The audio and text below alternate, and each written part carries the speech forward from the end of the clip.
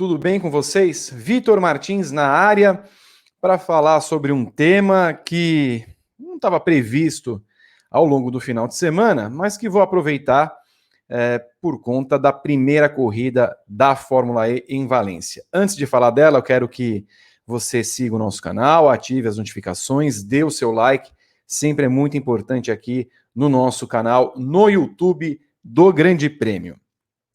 Final de semana agora, a dona Fórmula E estabeleceu 2 corridas em Valência por conta da pandemia. Ela teve que colocar essas 2 corridas num autódromo. É a primeira vez que ela corre de fato num autódromo propriamente dito na Europa. Já correu no México no passado, não vai correr no México, inclusive, vai correr em Puebla. E nós temos aí imagens que o nosso Rodrigo Berton coloca dessa primeira etapa. Apenas para dizer a vocês, estou gravando 15 minutos, 20 minutos depois que a corrida acabou, tá?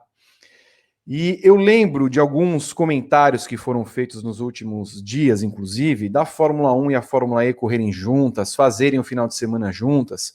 O Alejandro Agag, que é o fundador da Fórmula E, tentando fazer algum acordo em futuro prazo, dizendo que a Fórmula 1 vai ter de se unir à Fórmula E, usar algumas coisas que a Fórmula E usa hoje e tudo mais. Que o futuro é elétrico, aquela coisa toda que nós sabemos que a Fórmula 1 apregoa desde que lançou a sua categoria em 2014. Pois bem, eis que ela correu em Valência, modificando um pouco o traçado, porque os carros, na configuração atual, não aguentariam correr no traçado total pelo gasto excessivo de baterias. Compreensível, é a natureza da Fórmula E, compreensível até certo ponto, mas assim, é da natureza, já é sabido que os carros não aguentam, uma categoria que nasceu trocando de carros ao longo das corridas, até que vai bem por enquanto nesse quesito de levar os carros até o final da corrida,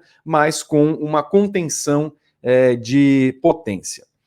Essa corrida teve Antônio Félix da Costa, atual campeão, como pole position, porque o Stoffel Van Dorn acabou sendo punido, ele era o pole position original, e caiu para a última colocação porque um dos pneus que usou na classificação não era da gama que estava disponível para o final de semana. Então, por essa punição, o piloto da Mercedes caiu para a última. Antônio Félix da Costa largou na frente e assim foi durante a corrida inteira. Corrida que teve a entrada de 3 vezes do safety car por conta de incidentes que foram parando os carros na pista que estava molhada. Tá aí a belezinha do Mini, que é o safety car da categoria, quando entrava na corrida de 45 minutos mais uma volta. Muito que bem. Eis que toda a entrada do safety car provia uma mudança por parte da direção de prova na potência dos carros. Ela era reduzida. O que aconteceu? Chegou na última volta, o Félix da Costa, que era líder, teve que ir tirando o pé, tirando o pé, tirando o pé. O Nick De Vries, que era segundo, passou e ganhou. Não apenas aconteceu com o Félix da Costa, aconteceu com 70% do grid. O Norman Atto não conseguiu completar a penúltima volta. Tá? Foram parando, basicamente, os carros na pista. Então, o Nick De Vries venceu. Nós estamos vendo aí a classificação final. O Nico Miller, que andou em último, e o Stoffel Van Dorn, que largou em último, terminou na 3ª colocação. Quero chamar a atenção só para vocês verem a diferença. O De Vries foi o vencedor. O segundo colocado, Miller, terminou 13 segundos atrás. O terceiro colocado, Van Dorn, terminou 24 e o Cassidy 36. O da Costa terminou 1 minuto e 9 atrás. Ele cruzou a linha de chegada da última volta, da penúltima volta, em primeiro. Tá? E o 10º colocado, Lucas de Grassi, 2:11.946. Eu quero lembrar que o safety car estava na pista na penúltima volta. Foram 2 voltas para terminar. Quem olha para essa classificação pensa que a corrida foi uma corrida, né? Não teve paralisação nem nada, uma corrida com chuva, né? O De Vries é um as da pilotagem em chuva, os demais bateram, não foi nada disso. Aí vem as imagens dos carros parando na pista. É isso que o futuro do automobilismo mostra? Como é que uma categoria como a Fórmula E, na sua 7ª temporada, consegue apresentar um anti-espetáculo como esse? Qual é o critério para você ter uma regra que estabelece que você tem que tirar a potência dos carros durante o safety car? E qual é esse critério? Por que 15 kW, 9 kW, 4 kW naquele? Qual é o critério que estabelece qual é a potência? Porque fica muito subjetiva a corrida. Como é que você vai chegar e determinar isso para uma equipe? Olha, nós vamos tirar do seu carro nesse momento. Aí a equipe está fazendo um cálculo que vai terminar a bateria em tal volta, em tal condição, em tal momento. E não consegue, porque aí ela tem que depender da direção de prova. Ah, mas a Mercedes conseguiu. Tudo bem, a Mercedes conseguiu, as outras não conseguiram. Porque fica um critério demasiado subjetivo para você tirar. E por que que existe essa regra? Qual é o conceito de você tirar a potência do carro com a entrada do safety car? Tem o modo ataque, tem o fan boost, tem uma série de coisinhas que a Fórmula E, na 7ª temporada, vai demonstrando que, na verdade, a Fórmula E é um brinquedo caro, e claro que é muito caro com os patrocínios que a gente vê, com a importância que a Fórmula E tem agora como categoria da FIA, mas parece um autorama, parece um brinquedo. E é por isso que muita gente, por exemplo, deixou de acompanhar a Fórmula E nos últimos tempos. Vi várias mensagens nesse momento falando da Fórmula E, não pode ser levada a sério, parei de acompanhar, não quero ver uma corrida como essa. Qual é a graça de você ver uma corrida em que os carros ficam parados? Qual é a mensagem que você passa para os carros elétricos de forma geral, sendo que eles podem parar a qualquer momento na sua estrada, na sua rua? É o que você passa como mensagem em uma categoria tão grande como essa, na 7ª temporada.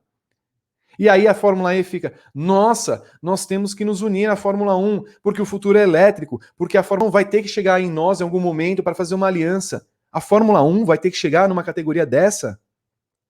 Como é que a Fórmula 1 vai falar assim, olha, vamos fazer uma aliança com vocês, porque eu adorei esse conceito de parar o carro na pista, de passar num trechinho da pista por fora para pegar potência por 4 minutos. De ter que fazer uma votação para dar uma potência. Imagina Nikita Mazepin ganhando potência na corrida, porque a grande torcida russa vai votar nele pelas redes sociais.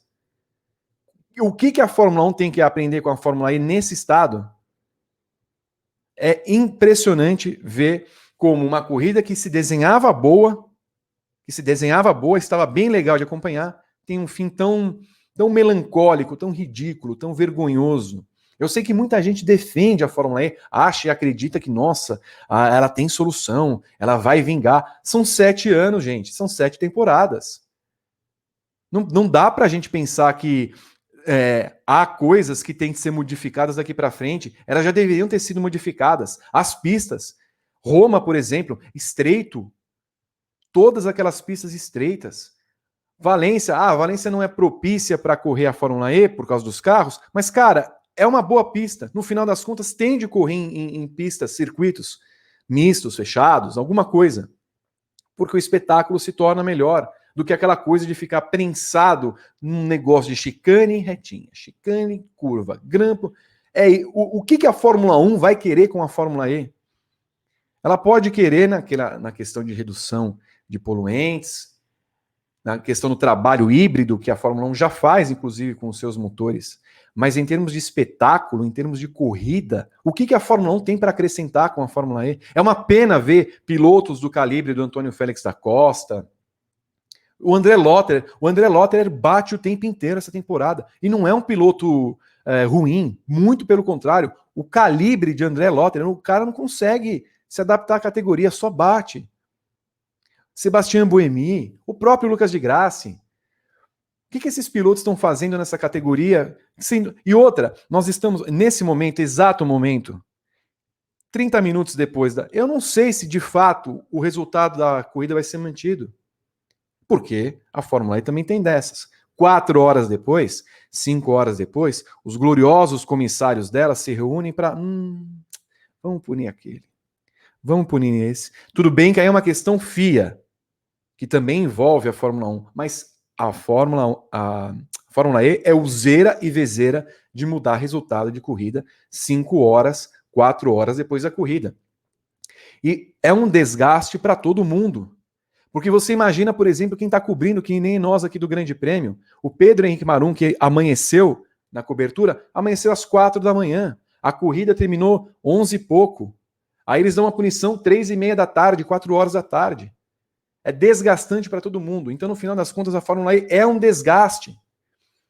Repito, o que a Fórmula 1 vai querer de bom em se aliar a uma categoria como essa, que tem essas bases e premissas inexplicáveis e que não consegue mudar? Se alguém tiver alguma ideia, alguma proposta, alguma teoria sobre o porquê é preciso determinar uma mudança na potência dos carros sob safety car, me apresente esse teorema, esse tratado, porque é uma coisa absolutamente inexplicável para uma categoria como essa, que se propõe a ser uma categoria séria e mundial, e acima de tudo o futuro.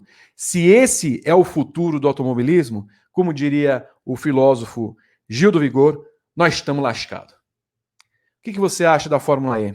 Você acha que tem alguma chance de a Fórmula 1 pegar alguns conceitos da Fórmula E, se juntar e se fundir no futuro? Você gosta da Fórmula E? Você quer acompanhar isso como presente e futuro do automobilismo?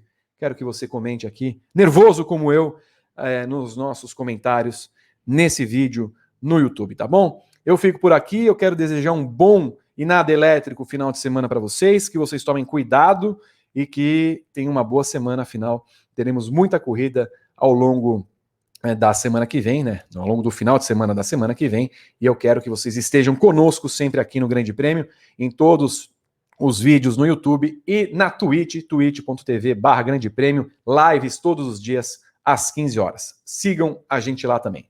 Tchau, tô nervoso.